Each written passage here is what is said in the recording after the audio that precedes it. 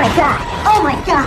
Movie की start में हम देखते हैं कि कोई आदमी एक लाश के साथ में इंटीमेट हो रहा है, जिसके बाद में वो मॉर्ग से निकल जाता है। अब हमें सैम नाम की एक लड़की को दिखाया जाता है। सैम अपने फ्रेंड एलिस के घर में पार्टी के लिए जा रही होती है और जाने से पहले वो अपनी गर्लफ्रेंड निक्की से साथ चलने के लिए पूछती है, मगर उनके रिलेशनशिप में छोटी मोटी दिक्कत होने के कारण निक्की उसके साथ में नहीं आती है। सैम पार्टी में पहुंचती है, जहां एलिस उसे देखकर बेहद खुश होती है। एलिस उसे निक्की के साथ में न आने के बारे में पूछती है, जिसके बाद में सैम इसका कुछ भी जवाब नहीं देती है। इसके बाद में एलिस सैम के लिए ड्रिंक लेने के लिए चली जाती है। सैम को दूसरी साइड में एक आदमी बार बार नोटिस कर रहा होता है और ये आदमी वही होता है जो हमें मॉर्ग में दिखाया गया था। अब यहाँ पर सैम के स्कूल का फ्रेंड राइली आता है। राइली सैम को पसंद करता है, हालांकि राइली को पता होता है कि सैम एक लेस्बियन है। एलिस सैम को जबरदस्ती ज्यादा ड्रिंक करवा देती है। सैम जब फोन पर निक्की से बात कर रही होती है, तब इसी दौरान वही अनजान आदमी सैम के पास में आकर उसके साथ में कुछ चांस मारने लगता है। सैम उससे बताती है कि उसे लड़कों में कोई इंटरेस्ट नहीं है, उसकी कोई और गर्लफ्रेंड है। वो अनजान आदमी जब उसके यहाँ पर अकेला आने के बारे में पूछता है, तो सैम गुस्सा होकर उस आदमी के कार में जाकर उसके साथ में इंटीमेट हो जाती है। इस आदमी का नाम बीजे होता है। अब अगला दिन होता है। सैम अपने आप को अपने बेड पर पाती है। उसकी तबीयत कुछ ठीक नहीं लगती है, मगर फिर भी वो अपनी गर्लफ्रेंड से कैफे में मिलने के लिए जाती है। एलिस उसे पिछली रात की पार्टी के बारे में पूछती है, मगर सैम उससे कई बातें छिपाती है और वो बीजे के बारे में भी उसे नहीं बताती है। घर जाने पर सैम को उसकी मॉम से कुछ बहस हो जाती है, जिससे सैम गुस्सा होकर सोने के लिए चली जाती है। दूसरे दिन अब जब सैम जगती है, तब वो ये देखती है कि उसे काफी ब्लीडिंग हो रही है।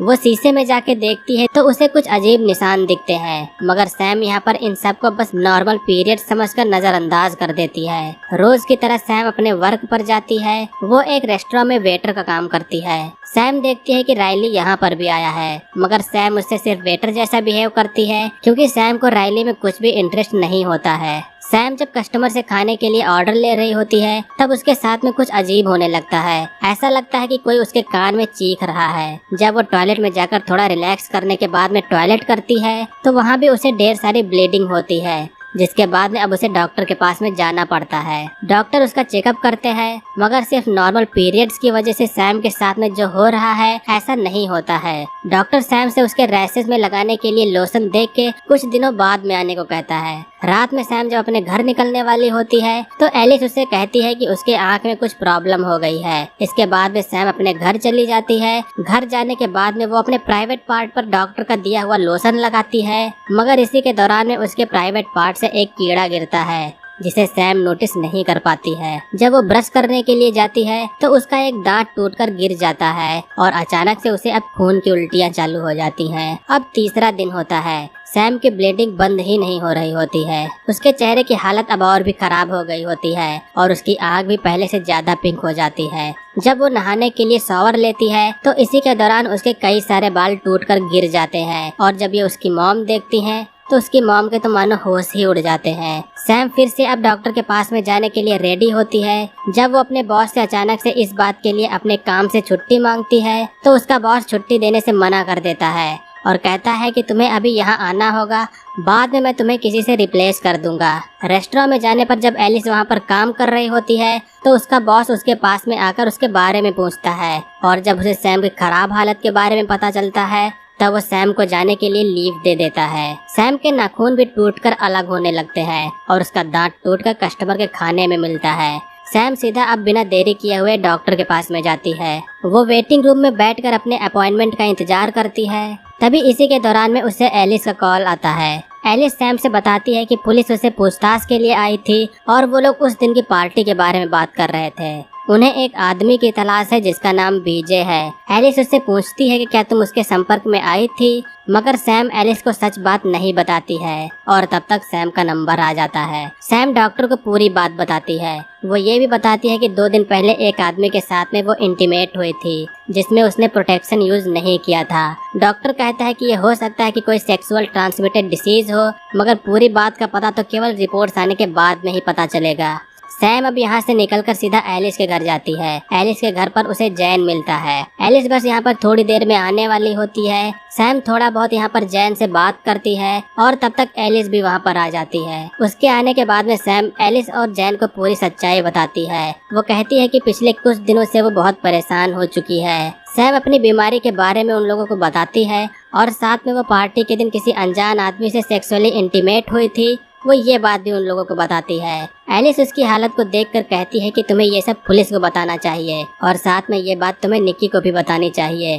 मगर सैम ये बात किसी और को बताना नहीं चाहती है, खास तौर पर निक्की को तो बिल्कुल भी नहीं। एक्चुअली यहाँ पर एलिस भी एक लेस्बियन ही होती है। वो हमेशा से ही सैम को पसंद करती थी और बस वो निक्की से सैम का ब्रेकअप चाहती है, जिससे इसी के चक्कर में सैम को ये लगता है कि एलिस उन दोनों के बीच में ब्रेकअप करवाना चाहती है, क्योंकि अगर सैम ने अपने किसी और के साथ में इंटीमेट होने वाली बात निक्की को बता दी तो वो उसे छोड़ देगी। सैम अब यहाँ से निकलती है। निकलने के बाद में वो एक बार में जाती है और इसके बाद में वो वहाँ से निकलकर अब सीधा अपने घर जाती है। घर में सैम की माम उसके लिए एक साइकियाट्रिस्ट लाई होती है, मगर सैम को कोई भी साइकियाट्रिस्ट नहीं चाहिए। उसकी माम उसे जबरदस्ती करती है, जिसके बाद में सैम अपनी हालत उस डॉक्टर को दिखाती है। इसे देखने के बाद में डॉक्टर हैरान हो जाता है और बाद में वो यहाँ से चला जाता है। सैम अब अपने घर से निकलकर निक्की के घर जाती है। वो उसके दरवाजे पर पहुंचकर उसे कॉल करती है, मगर निक्की अपने घर से नहीं निकलती है। निक्की को यहाँ पता चल चुका होता है कि सैम दूसरे के साथ में फिजिकल हुई थी, जिसके बाद वो उसे गुस्सा होकर उससे ब्रेकअप कर लेती है।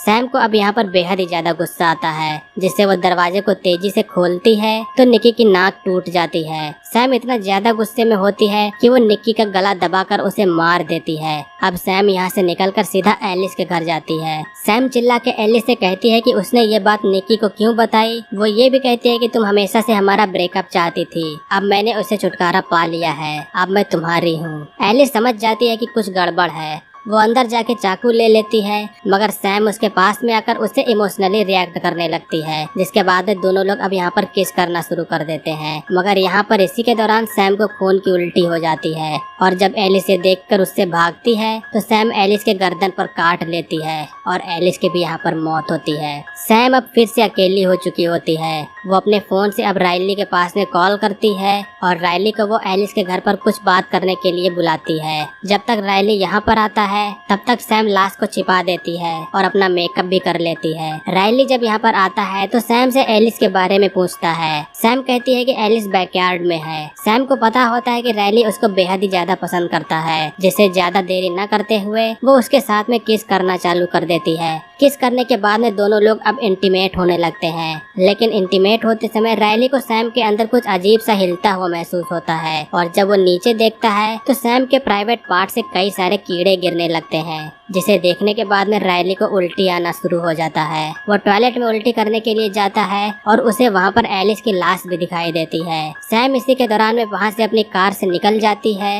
वो अपनी मॉम को कॉल करके बताती है कि वो बीमार है, वो सच कह रहे थे। अपनी मॉम से बात करते हुए ही सैम यहाँ पर बेहोश हो जाती है। जब वो अपनी कार से उतरती है तो वो एक ज़ॉम्बी की तरह बिहेव करती है। सैम अब एक ज़ॉम्बी बन चुकी होती है। उसकी मॉम उसे अपने पास में बुलाती है, मगर सैम उनके ऊपर हमला कर देती है और यहीं पर मूवी का एंड होता है। सो दोस्तों, ये थी हमारी 2013 की एक हॉरर ड्रामा मूवी, जिसमें हमें एक ज़ॉम्बी की स्टोरी को देखने को मिला। मूवी का नेम है कॉन्ट्रैक्टेड। उम्मीद करता हूँ कि आप लोग को मूवी का एक्सप्लेनेशन पसंद आया होगा। मूवी का एक्सप्लेनेशन पसंद आया हो तो वीडियो को लाइक करिएगा, चैनल पर नए हो तो सब्सक्राइब करिएगा। आज की वीडियो के लिए बस इतना ही, मिलेंगे अगले वीडियो में। तब तक के लिए बाय, जय हिंद, वंदे मातरम।